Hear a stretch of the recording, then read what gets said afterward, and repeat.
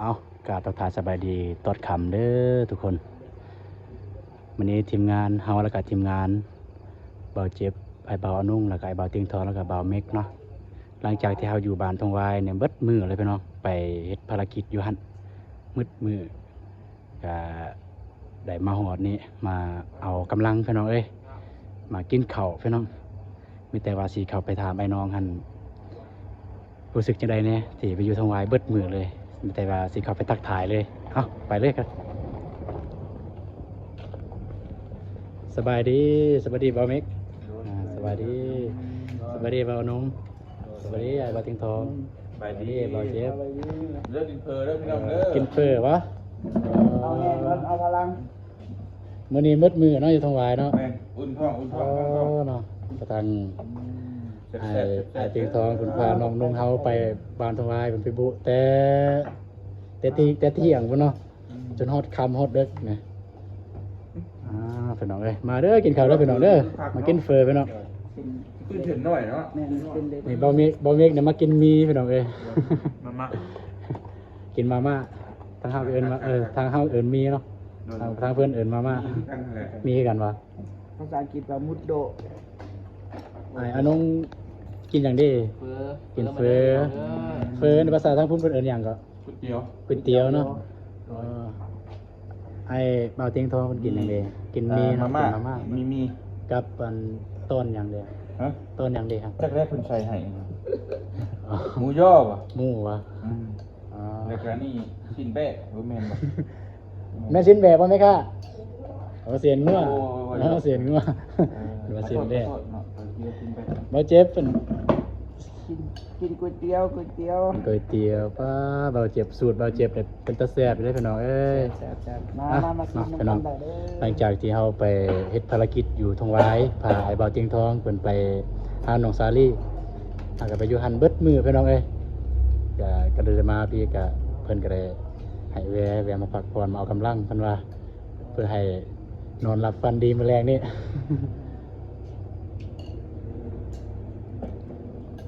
เพื่อเป็นการไม่เสียเวลาในการรอท่าของเฮายังบ่ทันได้ซ้ำพี่น้อง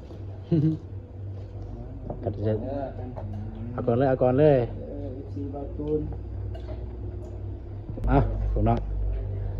แต่ว่าสิไปเบิ่งเพิ่นเฮ็ดจังไดเนี่ยคือของเฮายังบ่ทันได้เทื่อ เพราะว่าหลายคนแน่พี่น้องเอ้ย5คนได้แล้วบ่แม่ค่ะสบายดีโอ้อยู่นี่เนาะได้แล้วว่าเฮานำมาแล้วจึงได้ ท่านเลยทายทำเนาะเดี๋ยว ก็ไปแล้ว มา มากินกันเนาะ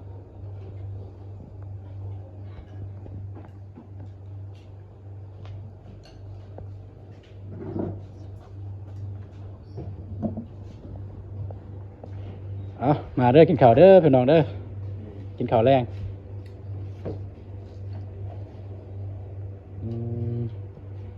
มาเด้อพี่น้องแต่ว่าสิปรุงกันอันนี้บ่ฮู้สูตรปรุงกินเลยครับมันนัวนิดนึงเลยกินเลยแต่มันกินได้ กินเลยนะนี่ก็แต่กินได้มันนัวอะไรกินเลยกินเสียแล้วนี่ลองอันนี้ก่อนหนามันเนาะคือบอกแค่แล้ว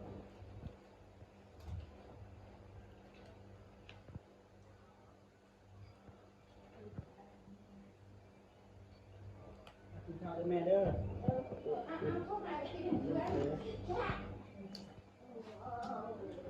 มาเด้อกินข้าวแรกเนาะ เด้อมา มาเด้อกินข้าวเด้อ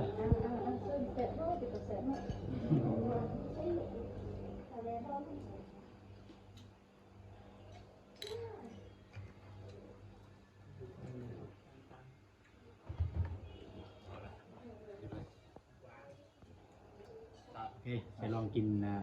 ฝีมือเพิ่นก่อนแต่ว่าเอาปรุงเองก็จะลองกินแซ่บไปน้องเอ้ยแซ่บแซ่บ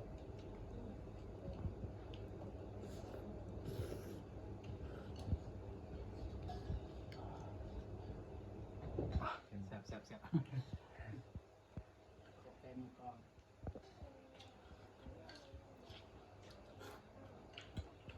ม ดื่มใส่หมกนาวไปหน่อยสูตรประคบ3สูตรใส่หมกนาว บ่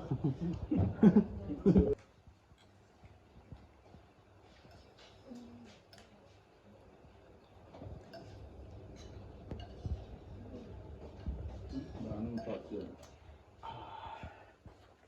อ่ะพี่น้องเอ้ยสำหรับไอเตียงเฮากับเพิ่นก็บ่สบายแน่พี่น้อง แต่ว่าก็ต้องได้ไปนี่เพิ่นก็กินยาอยู่พี่น้อง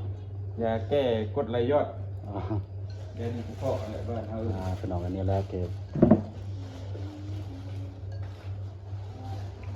สู่ชีวิตดีพี่น้อง งานนำไปนำเลย กินยาไปนำนะครับไปหาซอยคนไปนำ เอาตัวเวลา บ่เจ็บบ่ได้กินยาบ่คือเห็นวานนี่กินยาอ่า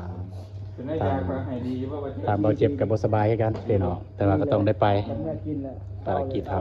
เจ้าแต่ว่านอนเฮ็ดเวียกบ่พี่ชานเฮ็ดเวียก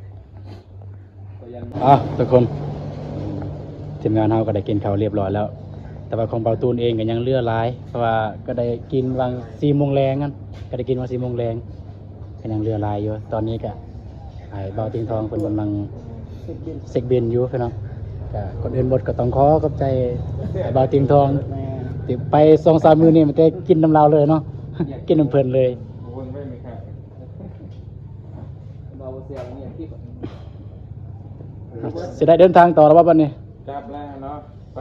สุดท้ายรูปก่อนนะ ฮะ ถ่ายรูปก่อน สายหัวไปบ่ ให้ผมไป ตักทายนะ โดยโคตรบ่ได้พี่น้องเอ้ยเราเจ็บนี่ แต่บ่มีเบาเจ็บแล้วมันแบบเงียบเงาเลยในรถนี่คือเมื่อคืนนี่เบาเจ็บลงแล้วเงียบเงาสู่คนสู่นั่งแบบบ่ได้ปากบ่ได้ตีงเลย เป็นเอกลักษณ์เลยปัดได้เลย บ่อีกเจ็บ บ่มี หมดแล้วบ่มีเงินสิเราแล้ว จะถ่ายให้พี่ให้น้องเบิ่งพี่น้องเอ้ย เบิ่งเถอะ ทีมงานเฮาก็มาอยู่นี่แหละหานเฟอร์แคมป์ทางพี่น้องอยู่บ้านห้วยดำ บ้านห้วยดำ บ้านห้วยดำไม้เมืองท่าแตงแขวงสีกองพี่น้อง ท่านเผลอแล้ว ใครอยากมาลินอีหยังก็สามารถติดต่อหาเบาเจ็บหรือเบาอาตูนได้เนาะ ได้ ทางคันอยากมาลินทางบ้านห้วยดำไม้เฮา พา นี่ เที่ยวเนาะ แม่นก็พาเที่ยวพาเบิ่งสิ่งแปลกๆพี่น้องเอ้ยแล้วก็ถ้าผู้ใดอยากเบิ่งสิ่งแปลกๆก็สามารถเข้าไปเบิ่งอยู่ช่องอนุ่งแชนแนลแม่นบ่อนุ่งชนบทแล้วก็ แล้วก็ เด็ก แล้วก็ นะ เตียงทองบ้านหน้าสามารถเข้าไปเบิ่งกันนั้นเด้อมันจะมีสิ่งแปลกๆพี่น้องเอ้ยอยู่หั่น มี2เลยแหละ มีสองทางชนบทอนุ่งชนบท1แล้วก็อนุ่งชนบท2ของไอ้บ่าวอนุ่ง ไม่ลง บ่ได้ลง ไม่ได้ลงปะ มีแต่ซองนี่แหละ อ๋อไม่แต่อยู่อันนั้นซอง แปลกๆเขาได้อยู่ สิ่ง รวมมิดรวม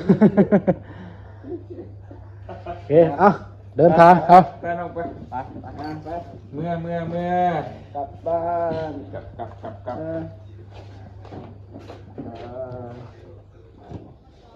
เวลาค่ำครับวันนี้ไม่ได้ดิ ยังไง ที่นานะเก็บกัน ยังเพื่อวะ ว่ายอมเด้อพี่น้องยอมเพื่อตาข้า คนอื่นหมดก็ต้องขอบขอบใจเด้อทางไทยบ่าวเตียงทองเพิ่นเลี้ยงให้เฮาเนาะ2-3 มื้อนี่ไปนี่3 มื้อนี่ พาไปพา เป็น น้อง ภาระเบอร์เพิ่นเบิด เพิ่นกำลังขับรถอยู่พี่น้องเอ้ยก็บ่อยากอันนั้นปานใดย่านรบกวนเพิ่นจะมาขึ้นมาแบบเพิ่นมาแบบในแนวธุรกิจเพิ่นมาพัก โอเค หอดแล้ว บ่เจ็บแล้วพี่น้องเอ้ย เรียนบ่เพื่อนบ่เจ็บ แม่นไม่หอด บ่เจ็บบ่ปวดเซาเสด้อบ่ เจ็บลงก่อนพี่น้อง น้ำในเชื่อเมื่อเด้อ ล็อกไอ้เตียงล็อก จะเปิดเองได้คือกัน เปิดที่นี่เลยวะ แม่น คิดว่าแล้วเบาเจ็บเอ้ยเฮายังแบบเฮาบ่เคยมีบ่เคยได้ บูไปที่ใส่บูไปที่เปิด อ้าวขอบใจได้ไอ้ นี่ก็มาส่งเบาเจ็บ ไหม ขอบใจหลายเพิ่น ได้โดยขอบใจ โดย บาเจ็บกำลังอำลา พักผ่อนบื้นเจอกัน ได้ ใจคือกันเด้อ โอเคเอ้าแต่เขาจะได้เดินทางต่อบาเจ็บลงอยู่นี่พี่น้อง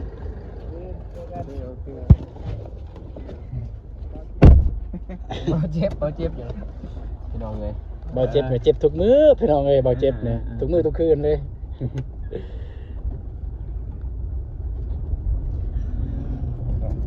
มันจักสั่นแน่เนาะ ออกซอยนี่ได้บ่ ได้นี่ สั่น ยัง แน่พี่น้อง ยังสองบาวอยู่พี่น้อง เด้ เพราะ อ ว่าหนึ่งบาวเนี่ยลงแล้ว 2เบากับ2เท่า ใส่สวด2 ตรงไปเลยอีกบ่เดียวบ่ เดี๋ยว เลี้ยวเลยเลี้ยวเทิงไปสุดพุ่นเลย จนฮอดทางยางอยู่เทิงมัน นั่งกันเป็นจุ่มนั่นบ่ อันนี้บอกไปมันผู้บ่าวผู้สาวเขารวมกันเพราะ บ่แม่น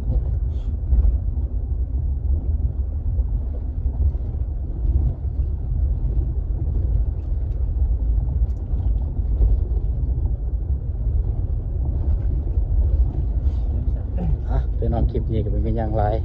ก็เป็นคลิปแบบว่าบรรยากาศเนาะบรรยากาศการเดินทางของทีมงานเฮาเดินทางมาแต่บ้านทองไว้แล้วก็แวะมากินข้าวอยู่หานแคมทางก็สวยนะ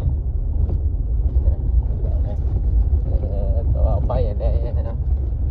เบิ่งเส้นทางบรรยากาศกลางคืนนั่นแหละพี่น้องถ่ายไม่ได้รถซื้อบ รรยากาศอยู่ในบ้านของเบาตูนเองเด้อพี่น้องนะ กลางคืนกับค่ำมืดนั่นแห แต่ ละ อยากเปื่อนนะพี่น้องแต่บ่อยากเห็นกลางคืนนะ เย็นอยู่บ่ว่าตู้กลางคืนเปื่อนๆเลย บ่อยากเห็นปานใดนะ บรรยากาศดีเย็นสบาย สุดแล้วนี่นะประตูเลย เสียงของเถื่อนเบาตูนเลยพี่น้องเอ้ย เป็นไซบ่ได้อีกแล้วบ้านเบาตูนแหละสงบดีเสียงรถเสียงล้อก็บ่ได้ยิน กลางคืนประมาณ8โมงนี่คือเงียบแล้วเด้ออยู่นี่ โอ้ ช่วงหนึ่งแฮะเงียบ ได้ยินแต่เสียงกบเสียงเขียดเนาะ แม่น เสียง เสียงจักรจันทร์กลางคืนบ่สิก็มี จังจันนี่บ่คืน นี่กลางคืนจักรจันทร์กลางคืนน่ะมันก็มี บ่นอนเนาะ ไปพุ่นอีกไอ้อยู่บนกองอันนั้นนี่ นี่เนาะ ด้วย นี่บ่ ด้วยอยู่นั่นแหละ โอ้ ตอนนี้ก็ฮอดเทือนเบาตูนแล้วเด้อพี่น้องเด้อ ดี เด้อ พักผ่อนเด้อ โอ้ยฮะพี่น้องเอ้ยเนาะดีๆมีแห้งไปไป โดยสบายดีโดย ขอบใจเด้ออ้ายเด้อที่มาส่งแล้วก็สำหรับมื้อนี้มันเต็มมื้อนี้ดอกเต็มมื้อวานนั่นแหละมื้อซืน เรื่องมือความงาน เด้อเต็มแต่ว่ามื้ออื่นก็เจอกันวันเก่าเนาะชั่วโมงเก่า โดย เด้อ โอเค รอทายอยู่นี่แหละ เด้อ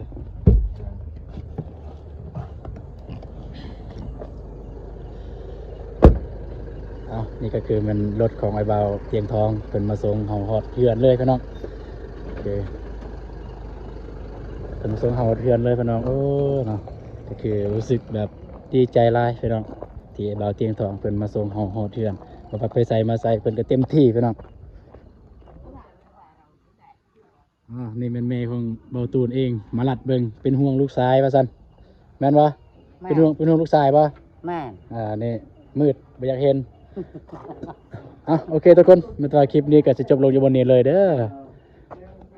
เอาเนาะขอขอบใจ